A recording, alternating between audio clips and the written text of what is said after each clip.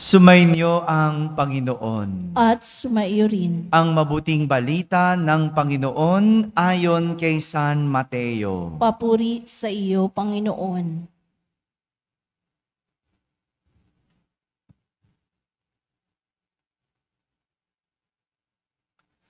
Noong panahong iyon, umalis si Jesus at sa kanyang paglakad, nakita niya ang isang taong ang pangalan ay Mateo. Nakaupo ito sa paningilan ng buwis.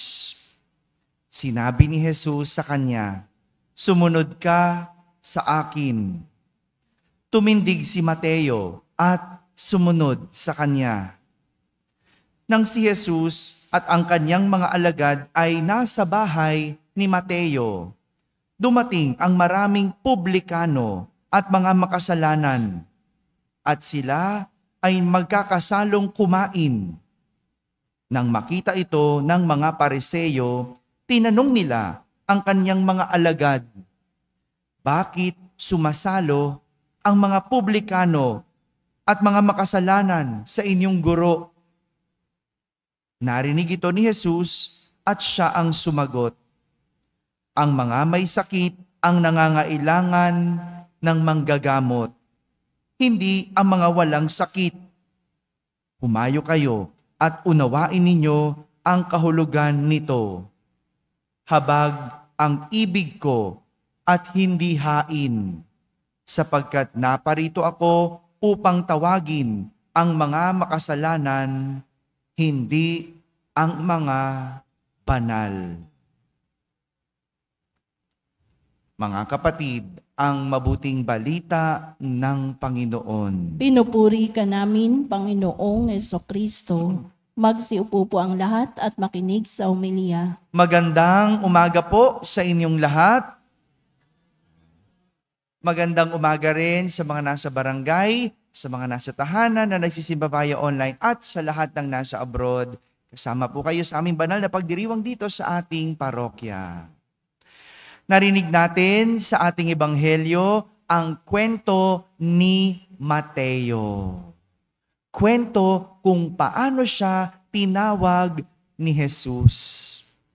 Pero bago naging alagad o bago naging apostol si Mateo, narinig natin na siya ay isang kolektor ng buwis. Publikano kung tawagin, no? Kolektor ng buwis. Noong panahon ni Jesus, ang mga kolektor ng buwis ay tinuturing na mga traidor. Traidor. Noong panahon ni Jesus. Ganyan ang mga maniningil ng buwis. Sapagkat sila'y nagtatrabaho para sa mga Romano. Kaya traidor sila sa mga Hudyo. Dahil kinakawawa nila ang mga piniling tao ng Diyos. Sino yon? O yung mga Hudyo.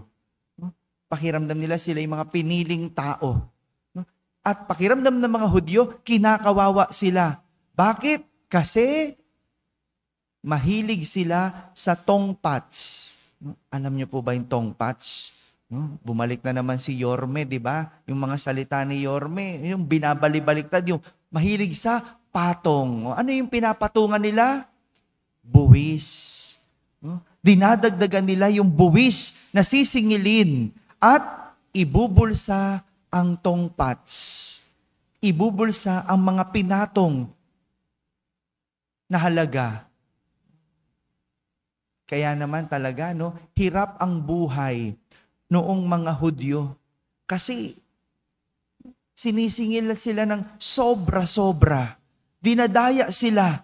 Pinapatungan nila yung buwis na dapat lang binabayaran at binubulsa nila tulad ng isang magnanakaw. At dahil dito, galit sa kanila ang mga tao. Kaya ang tingin sa kanila, makasalanan. Makasalanan. Hindi ko maisip anong mukhang naihaharap ng mga mga publikano o mga maniningil ng buwis gaya ni Mateo. Gayong ang tingin sa kanila makasalanan. Gusto mo ba yon? Yung ang dami mong pera, pero ang tingin sa iyo ng tao, magnanakaw. Hello? Tinatanong ko po kayo, gusto nyo ba yon? No, yung ang dami-dami mong pera, no? Ang ganda ng bahay mo, ang laki, ang rangya ng buhay mo, pero tingin sa iyo ng tao, magnanakaw. Masarap ba yung ganong buhay? Pero bakit may mga ganong tao? Ano? 'Di ba? Kilala nyo ba yung mga ganon? Abay, syempre kilala nyo, binoboto nyo pa nga yung mga ganon eh. Oh. Pero hindi ko ma-imagine yung ganong buhay. Yung ang dami mong pera, pero ang tingin sa iyo ng tao, magnanakaw, makasalanan. Siguro nga, no, talagang ganon. Iisipin na lang natin, talagang kapalan na lang. Kaya nga, nasasabi natin, walang hiya. Hindi na nahihiya, no? Yung tingin sa iyo, ganon, no? Pero hindi lang naman ganon sa atin. Hindi lang naman pagnanakaw ang tingin natin minsan sa tao. Minsan ang tingin natin, chismosa. Pag tinabi mo, chismosa ng barangay, kilala mo. 'Di ba? Pag sinabi mo, manginginom sa barangay, kilala mo. Mga may bisyo sa barangay, kilalan mo. 'Di ba? Nakakahiya kapag ganun ang tingin ng tao. Pero hindi natin masisi kung bakit ganito mag-isip minsan ang tao. Kung bakit ganito tayo mag-isip. Dahil hindi na mukha nila ang ating nakikita, kundi ang kanilang kasalanang ginagawa. Di ba may ganon? Hindi na mukha ng tao ang iyong nakikita, kundi ang kasalanang kanyang ginagawa. Kaya nga ang tanong ng mga Pariseyo, bakit sila sumasalo? O bakit sumasalo si Jesus sa mga publikano at mga makasalanan? Bakit? Kasi ang tingin na nila sa mga publikano, hindi na mukha ang kanilang nakikita, kundi ang kanilang kasalanan. Minsan meron nag-counseling sa akin. No? At sabi niya, Father, gusto kong mapatawad yung asawa ko. Pero sa tuwing nakikita ko siya, ang nakikita ko ay yung panloloko niya. Sabi niya sa akin ganun. Tuwing nakikita ko mukha ng asawa ko, ang nakikita ko yung panloloko niya. Sabi ko sa kanya, mahirap ka talagang magpatawad. Mahirap kasi ang nakikita mo yung kasalanan. Ang tinitignan mo, yung kasalanan. At baka nga talaga, hindi mo na siya mapatawad kasi yun na yung rumihistro sa'yo. Yun na yung tumatak sa'yo, yung kasalanan. Sabi ko, kung gusto mo talaga siyang patawarin, bakit hindi mo subukan tignan ang mga magaganda at mabubuti niyang ginawa bago siya nagkasala? Baka sakaling mapatawad mo siya. Kasi ang sabi sa akin, gusto niyang patawarin. Pero ang nakikita niya, yung kasalanan. Ano ba talaga? Gusto mo ba talaga o ayaw mo? Minsan gulo rin natin, di ba? Mabuti ko sinabi mo na lang sa akin, Father, ayokong patawarin ng asawa ko. Kasi nakikita ko kasalanan niya. O yun, malinaw. O di sasabihin ko, o di wag ka muna magpatawad. Di ba? Ano magagawa natin? Pero yung sasabihin mo, gusto mong patawarin. Sasabihin mo, mahal ko pang asawa ko, pero nakikita ko yung kasalanan niya. Talaga, hindi ka nga talaga makakapagpatawad. At ganun, kung kasalanan ang ating nakikita, wala nga talaga tayong makikitang pagbabago. Gaya ng mga Pariseyo, hindi nila nakita ang ginagawa ni Jesus. Ang nakita nila, yung pakikisalo ni Jesus sa mga magnanakaw, sa mga makasalanan. Yun ang kanilang nakita. Ang nakita nila, yung pakikisalamuhan ni Jesus sa mga makasalanan.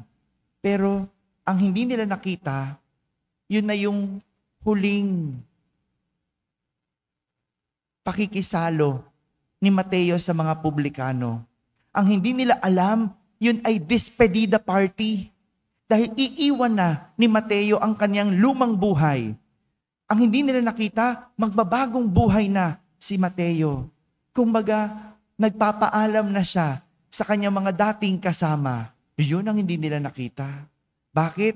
Kasi ang mata ng tao madalas nakatingin sa mali kesa sa tama. Madalas nakikita ang masama kesa sa mabuti. Di ba ganyan tayo? Mabilis tumingin sa mali, mabagal sa tama. Sa mga nanay lang di ba? Laging sinisita ang mga anak pero hindi man lang pinupuri, hindi man lang ina-affirm ang anak kapag nakakagawa ng maganda, kapag may nagagawang maganda sa eskwela, kapag merong award, no? Ang hina nating magsabi ng anak, ang galing mo. Anak, ang ganda niyan. Anak, congratulations. Pero pagdating sa mali, hindi pa nasasabi, nabatukan na. No?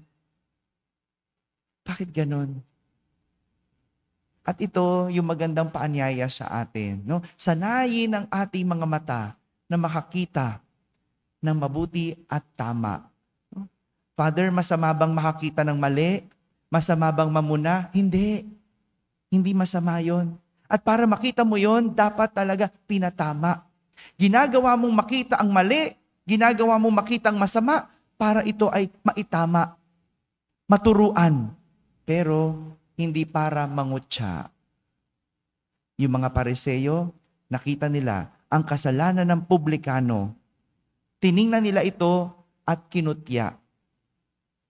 Okay sana kung nakita nila'y mali, pero itama, turuan mo, gabayan mo. Pero kung nakikita mo lang ang mali, dahil para kutsain, iyan ay mali. Yan ay mali. Kaya nga, marami ang nahihiya siguro, no? Na lumapit na lang sa simbahan kasi tayo, no, pakiramdam nila, hinuhusgahan natin sila. At hindi ganon. Lahat tayo kay Jesus, makasalanan man, pero kanyang tinatawag.